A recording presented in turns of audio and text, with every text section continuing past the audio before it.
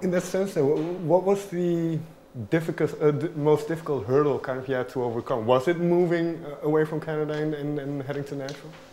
I think it was harder for us to get on radio in Canada than it was to get on radio in the U.S. People forget about that because it happened so many years ago. But that was, I mean, that took forever. Yeah. I mean, I guess you could call it a hurdle, I guess. There was a period of time when we would put effort into creating music that sounded like other people that we knew of that were successful. Like, we wanted to sound like them because we wanted that success, you know? So we didn't really stay true to ourselves and focused on what we actually, the sounds that we love to make and the things that we love to sing about.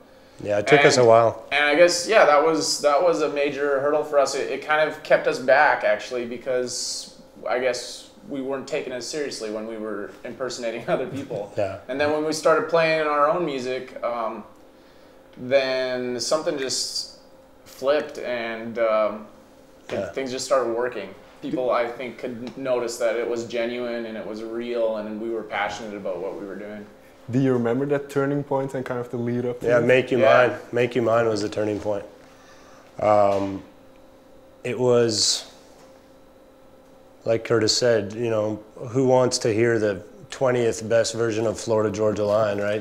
There already is Florida Georgia Line. There's already Dan and Shay. There's already Eric Church. There's already Dirk Bentley. You know, we needed to be our own thing. And Make You Mine was when we finally said, hey, what if we do what we grew up doing with our family? Very acoustic-driven, upbeat songs. All you really need to do is stomp your feet, you know, to have the beat in the back. And that's kind of how the drums are, you know, driving that song and Make You Mine. And when we did it, when we wrote the song, it didn't take more than an hour to write the song. It didn't take more than 5 minutes for Curtis and everybody else to like the song. And when our band heard it, they loved it. When the crowd heard it, they loved it. And when radio heard it, they loved it. It was very fast, everything about that song. That was when we knew we had finally found it. Did, like you say, it went fast, or did kind of your work change, your day-to-day work change? Yeah, I mean, you know, we got a record deal as a result, you know, a little while after that, and then all of a sudden our work was getting in a lot of airplanes and a lot of tour buses and just doing circles around the world. We're literally flying a circle around the world. This trip, yeah. Yeah, we go to Australia from here, and then we go to LA and back to Nashville, so we will literally have flown a lap around the planet. That's something we've never done. That's not bad if you think back to when you were small and thinking about doing this. Oh, dude, when I was a kid, our biggest dream as High Valley was to play a music festival in Beaver Lodge, Alberta. So it's been a cool ride. We just keep modifying our dream, one step at a time. But I find it interesting because you mentioned kind of the sound that you have. It's optimistic. It's very driven. Yeah. And you also mentioned that you arrived at that place by thinking, okay, how did we start? So that optimism, was it always instilled in you as people? Yeah.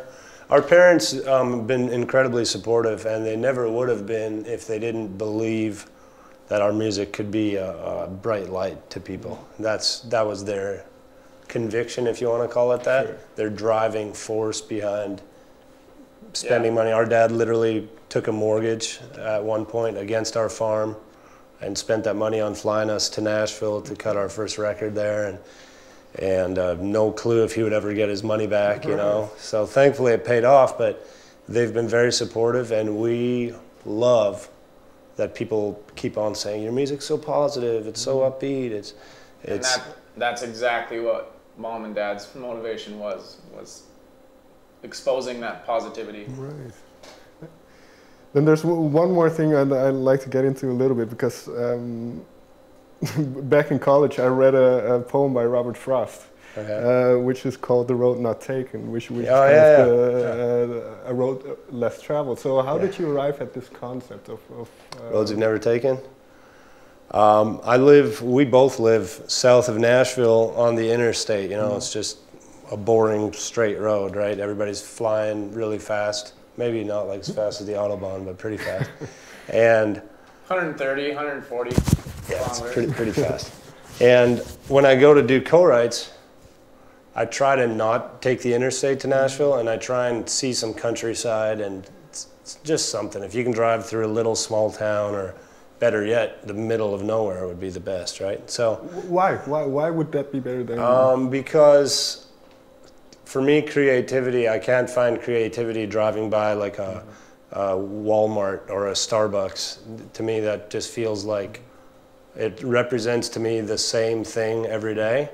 When I drive on a road I've never taken, I see something new, and it might make me think of something new, or a flashback to being a kid. Oh, that house reminds me of this, or that road reminds me of that, and it gets my creative juices flowing. So my favorite songwriter in the whole world is a guy named Tom Douglas, and when I signed as a writer, they asked me to make a list of my favorite 10 dream co-writes, if anybody in the whole world.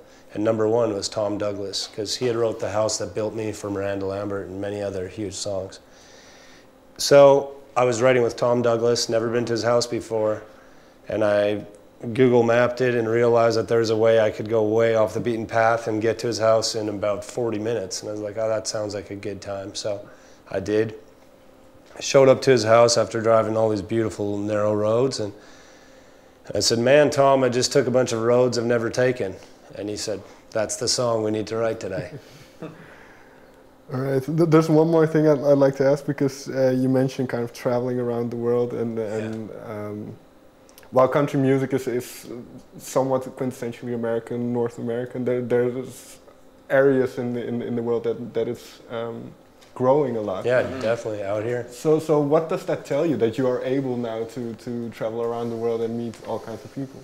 I think it's incredible. I mean, we talked about it every day that we were here last year, and again this trip. I mean, it's so what's the right word? Flattering, I guess, and unbelievable that we can travel halfway around the world to see you guys here, and all these people are coming to the show and singing our songs. I mean, we love that country music is growing out here, because it's so fun to make music that people can enjoy everywhere, you know, not just in our hometown where we grew up, or even in Canada, or even just in the US. It's just so amazing to be able to travel the world and have great responses all over. It's a huge gift for us. I mean, obviously, the more country can spread across the world, the more countries we will get to see realistically, right? And we would love to be a part of helping it, you know? Yeah. It's one thing to wait for a country to get popular and then go there. Right. We'd rather go somewhere and say, hey, our kind of country might not be what you think country music is. Let us show you what we do. We think you'll like it, you know?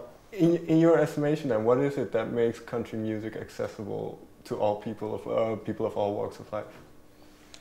It depends on what country music you're talking about. I mean, for ours, I think our music sometimes has more in common with soccer stadium chants than it has with normal country music, or I think it has more in common with a kind of a Celtic, almost like an Irish pub song, you know, than what it would with normal American country music. And then we have songs that do sound like normal country music too, but we find that whenever we come out here, there's a lot of people taking trains into town or driving their cars from small towns, and I think 6 hours away. Yeah, the last 2 nights. So I mean, I think there's a lot of people identifying with the small town roots, even though our small town is probably a lot different than small towns out here, but it's still, you know, they're excluded, or they're what's the word, isolated, I guess. And I think people are identifying with that. I'm sure there's some form of isolation in every country, you know.